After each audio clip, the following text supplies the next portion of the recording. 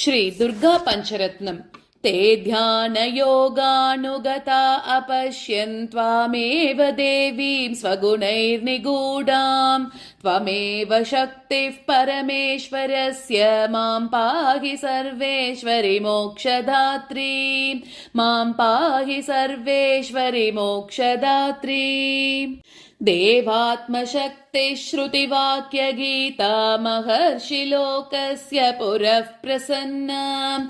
गुहापरं व्योम सतः प्रतिष्ठा मां पाहि सर्वेश्वरि मोक्षदात्री।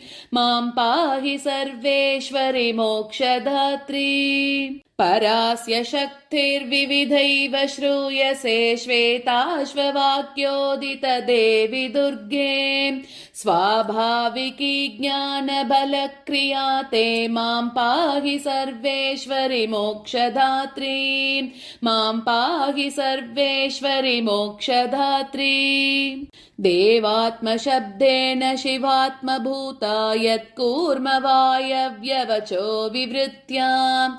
त्वं पाशविच्छेदकरी प्रसिद्धा मां पाहि सर्वेश्वरि मोक्षदात्री।